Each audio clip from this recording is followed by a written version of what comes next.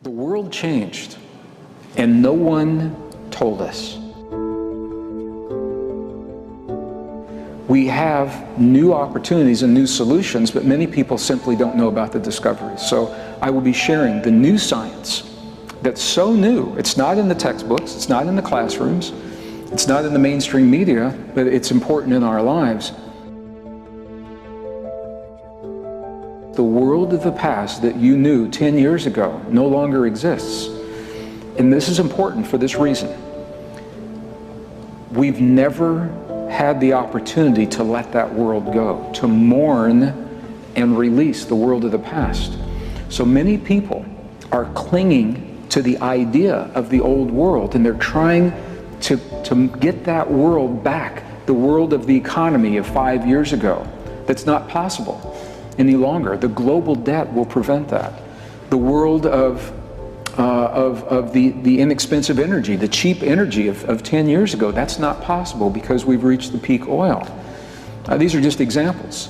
The food and the water that we're now competing for in some parts of the world, the way we're solving the problems in Egypt and Iran and Syria and Israel and the West Bank, all of these things, those are all real-life examples of precisely what we're talking about, unsustainable ways of dealing with everyday life based on science, false assumptions of science, competition, violent competition and separation.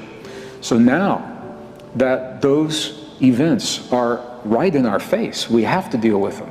Not force the world back to the way that it used to be, rather to adapt to the new normal that is emerging in healthy, thriving ways so that we can embrace the new opportunities that are happening right now. Resilience, personal resilience, and community resilience is the key, and that is part of the message that I'll be sharing. So where we find ourselves now is there are things happening in the world that science cannot yet explain, yet they still are happening. Quantum physics is becoming the bridge between the ancient wisdom, the spirituality, and the modern science, because quantum physics allows for fields of energy to connect our physical world and us with our physical world, and it allows for phenomenon that traditional physics does not allow for.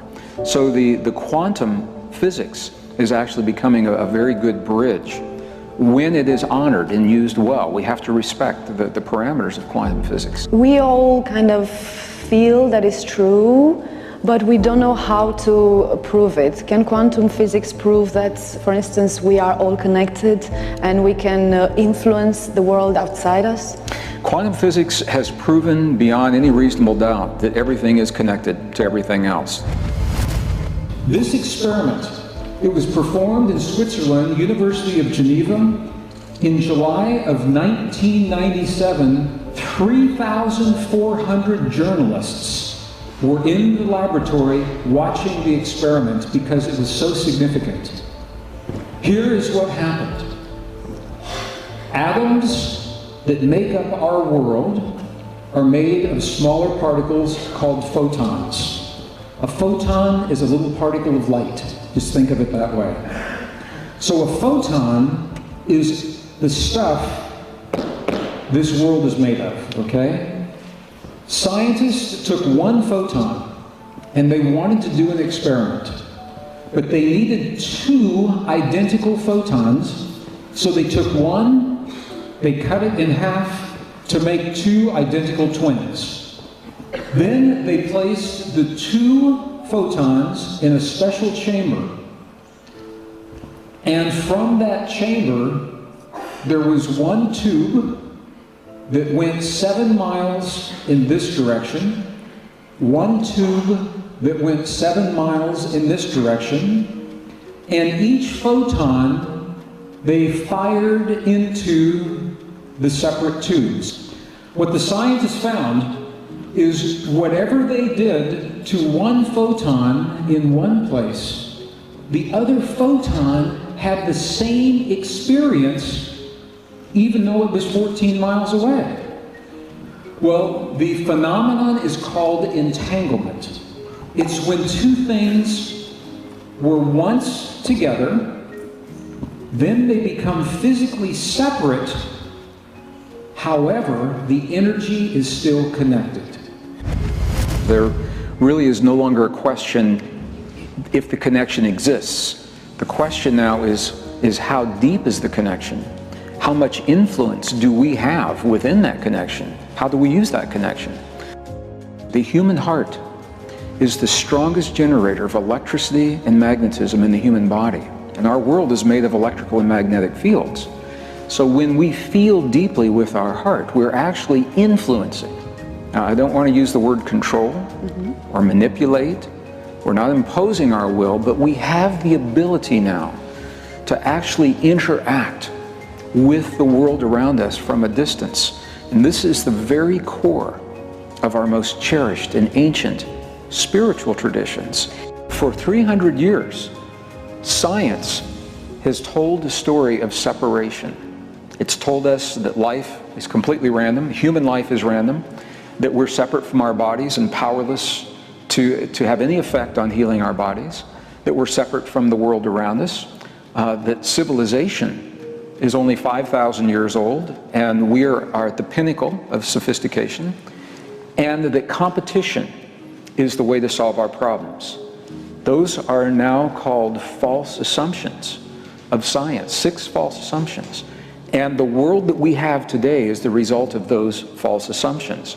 New discoveries have given us new reasons to change all of those. New discoveries are telling us that life itself, origin of life, it's not random, that human life is not random, that we're deeply connected to our bodies, we're deeply connected to the earth, civilization is cyclic, and nature is based upon cooperation. And if we can embrace those new truths as we solve the greatest crises, the biggest problems that we've ever been asked to face, then we open the door to a beautiful new world based upon sustainable ways of thinking and sustainable ways of living. And that's why I'm excited. When we look at our bodies and what our own science now is beginning to help us understand, it is very similar to what our most cherished and ancient indigenous and spiritual traditions have always said. What science is telling us is this, is that the cells in our bodies that determine our health respond to the chemistry released by the brain. And the chemistry released by the brain is triggered from the feelings in the human heart. What we know is that every moment of every day, there's a conversation between our heart and our brain. It's a two-way conversation. Our heart is sending signals to the brain, and based upon those signals, the brain releases chemistry into the body. When we feel frightened, angry, hate, jealousy, rage, frustration, that sends a very jagged, irregular signal to the brain, and it releases stress chemistry, which is good for a moment, but it's not good 24/7. Do we see that? Do we see that jagged? Because that's what was Yes. another point of view. Like, how do we know it's like this? How do we sense it? Do we film it? Do we register, record it somehow? The answer is yes to everything that you said. There's an organization called the Institute of Heart Math, H-E-A-R-T-M-A-T-H,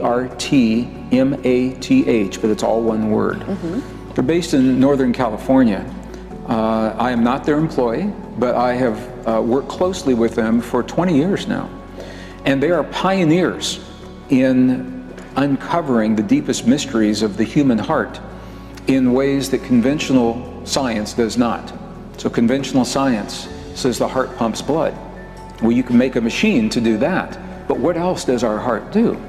So the Institute of Heart Math, to answer your question, has documented this, the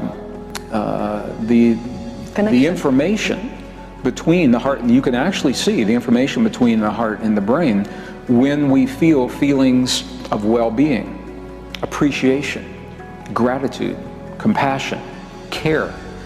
Then the signal is a very smooth, rhythmic signal to our brain, and our brain says, the world is safe, so I don't need the stress chemistry.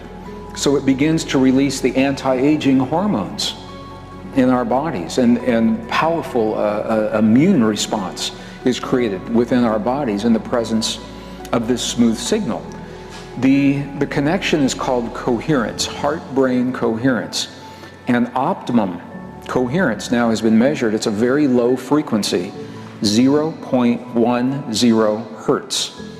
That is the language that whales communicate in the oceans. It's a very low frequency.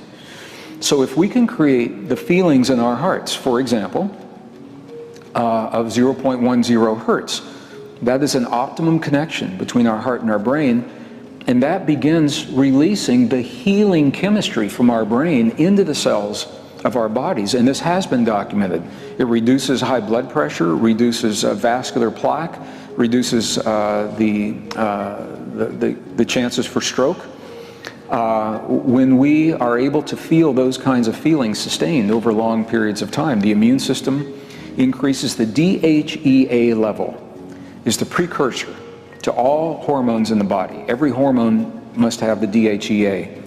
DHEA increases 100% from only 3 minutes of feeling the feelings: appreciation, gratitude, compassion, love, while the stress chemistry decreases 23% in the same time, and all we're doing is having a feeling.